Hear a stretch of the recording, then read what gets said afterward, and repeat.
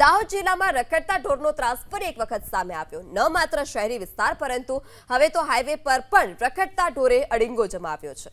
દાહોદથી ગરબાડા થઈ મધ્યપ્રદેશના અલીરાજપુર જતા નેશનલ હાઈવે નંબર 56 પર રખડતા ઢોર અડીંગો જમાવીને બેઠા હોય તેવા દ્રશ્યો સામે આવ્યા, જેને કારણે વાહન ચાલકો પરેશાન છે।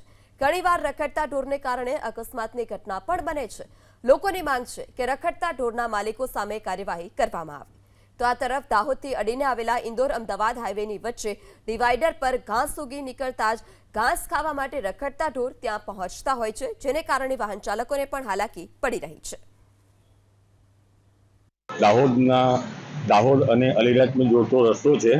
એ રસ્તા ઉપર રખડતા ઢોરોનો એટલો ત્રાસ છે કે જેની કોઈ હદ નથી અને એ રખડતા ઢોરોથી અમુક વખતે બહુ મોટા અકસ્માત બી થયા છે અને એક બે કિસ્સા એવા પણ બન્યા છે કે જેમાં માણસનું મરણ થઈ ગયું છે।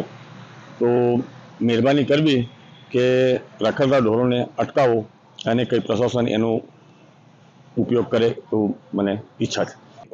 અકસ્માતના કારણે પ્રાણીને પણ નુકસાન થાય છે, ગાયને પણ નુકસાન થાય છે, જે વાહન ચાલક છે એનું પણ નુકસાન થાય છે। ઘણી વખત એવા બનાવ બની ચૂક્યા છે કે ત્યાં આગળ જે પણ વાહન ચાલક છે એનું મૃત્યુ થાય છે, બરાબર।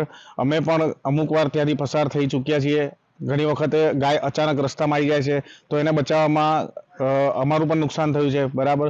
જેથી કરીને પ્રશાસનને મારી એક જ વિનંતી છે કે જે પણ ગાય ઢોકરાના જે પણ માલિકો છે, બરાબર, તેમને સમજાવે કાં તો તેમની સામે કડક પગલાં લે, જેથી કરીને કોઈને નુકસાન ના થાય, કોઈ પોતાનો જીવ ના ગુમાવે, પ્રાણીઓને પણ નુકસાન ના થાય, એવી મારી પ્રશાસનને નમ્ર વિનંતી છે।